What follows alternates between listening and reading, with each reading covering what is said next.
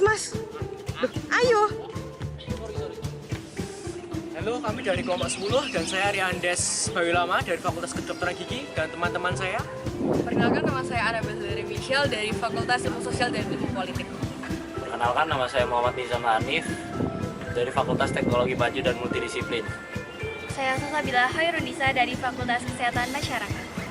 Saya Delia Ivitahati dari Fakultas Ekonomi dan Bisnis. Saya Yesayuri Santosa dari Fakultas Kedokteran. Perkenalkan, nama saya Devni Alicia Pasa dari Fakultas Kedokteran Hewan.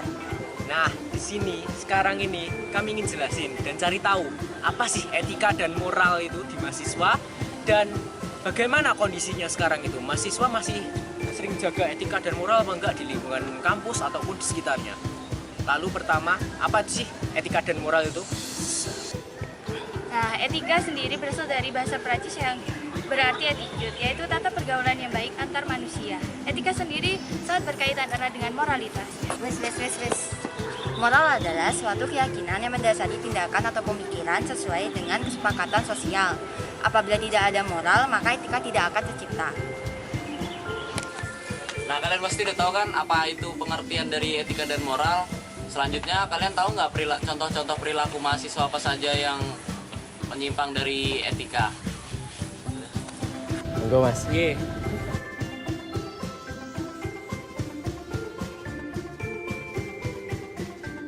Kedokteran gigi mas. Farmasi. Dari prodi kedokteran. Dari Fakultas Ilmu Budaya. Dari Fakultas Perikanan dan Kelautan.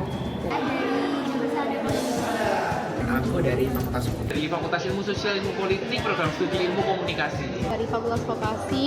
Dari Fakultas Kesehatan Masyarakat. Aku Khairun dari Fisika. Dari Fakultas Keperawatan. Fakultas Kedokteran Hewan.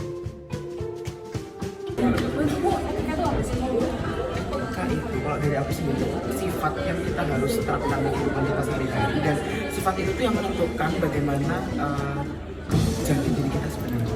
Apakah kita itu sudah bisa menempatkan diri atau tidak dalam suatu situasi. Etika itu menurut saya tata krama. Cara kita memperlakukan orang dengan sopan santun.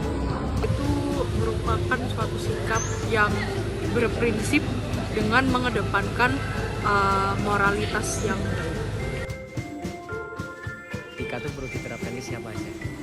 Kalau bisa semuanya mas sebenarnya, karena semuanya yang paling terutama itu yang paling tua, yang lebih senior dari kita. Masuk. Etika ke siapa aja? Apa? Karena kita orang. Terutama ke semua orang sih, kita harus menerapkan etika, nggak perlu pandang bulu. Tentunya sangat penting ya, apalagi di dunia perkuliahan ini kita ini sama-sama membangun sebuah personal branding yang tidak hanya dengan kita antara sesama mahasiswa, namun juga dengan dosen-dosen. Oh, berarti tentang etika ke dosen. Iya. Etika ke dosen kita penting banget. Menurutmu etika ke dosen terutama itu penting nggak? Penting banget. Apalagi beliau itu lebih tua dan berjasa buat kita kan, memberi harus dihormati, harus beretika. Oke, harus beretika.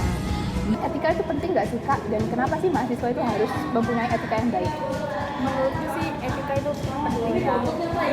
Etika itu kan mengenai tentang tingkah laku, bagaimana yang menentukan cara kita bersikap, terus kata yang sopan dan santun, terus berbicara, terus dari itu sebagai mahasiswa itu penting banget kita mempunyai etika, karena dengan kita mempunyai etika, mahasiswa ini kan sebagai representasi, terus ditunjukkan kepada kaum muda terpelajar di Indonesia, bagaimana kita sebagai mahasiswa menunjukkan kepada kaum muda kalau misalkan kita sebagai mahasiswa mempunyai etika itu kan menjadi contoh bagi kaum muda terpelajar gitu loh.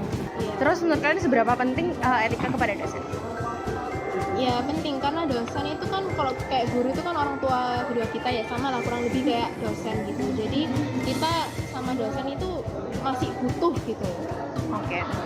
Kalau di rate ya tak terhingga per 10, berarti artinya kayak sama dosen itu harus beretika banget. Oke. Iya, pernah nggak lihat mahasiswa yang ngelakuin pelanggaran etika? Sayang sekali pernah. Iya. Ke dosen mungkin? Iya. Bentuknya apa nih? Bentuknya adalah ketika dosen itu menerangkan, dia itu berdiskusi dengan temannya dan menimbulkan suara yang mengganggu sekitarnya. Gitu ya. Waduh, Mbak Alisa terganggu banget dong. Aduh.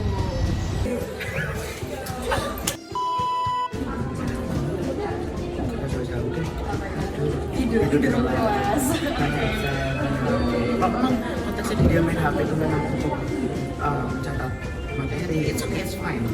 Tapi kalau misalnya konteksnya dia cuma untuk main, istilahnya HP miring lah gitu, itu udah nggak boleh. Terus mungkin tidur atau nggak tipsen tuh ada satu hal kecil yang teman-teman yang istilahnya pasti kita akan suatu saat melakukan, tapi ingatlah itu etika yang tidak baik. Apalagi kalau dosennya sudah sampai mengetahui kalian tipsen, itu pasti akan juga berdampak buruk pada ke depan.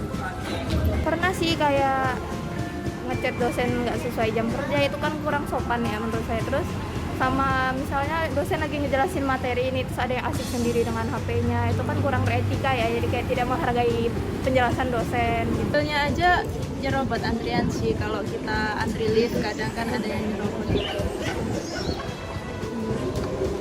Ya kadang lebih, kalau aku kayak ada beberapa mahasiswa yang ngomongnya ke dosen kurang sopan. Pernah. Ya, Dalam bentuk apa? contohnya ya, itu kayak misalnya tuh, kayak kita nih kan di kelas kan, kita misalnya udah datang dosennya, tapi kita kayak masih rame, itu kan termasuk pelanggaran etika kan. Kayak dalam etika kita pembelajaran di kelas gitu loh, kan harusnya kan etika pembelajaran di kelas kan kita harusnya kalau ada dosen datang kita sudah harus rapi, udah siap untuk menerima pembelajaran gitu ya. Kalau jujur pernah lihat, tapi nggak yang sering-sering banget. Bentuknya gimana nih?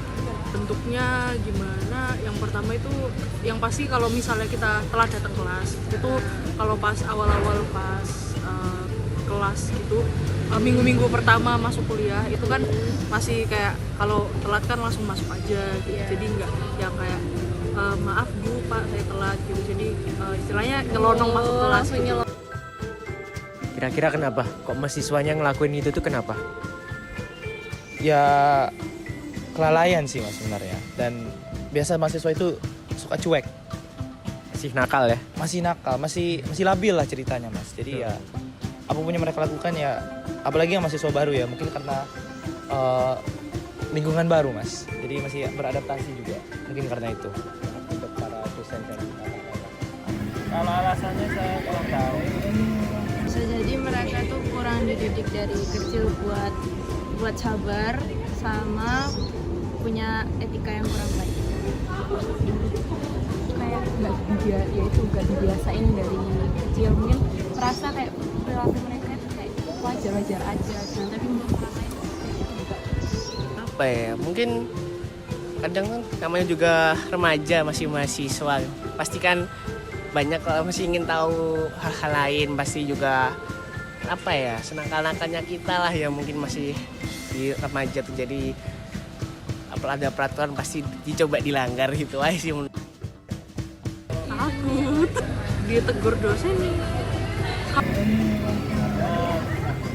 Dampaknya juga ke mereka sendiri, ya.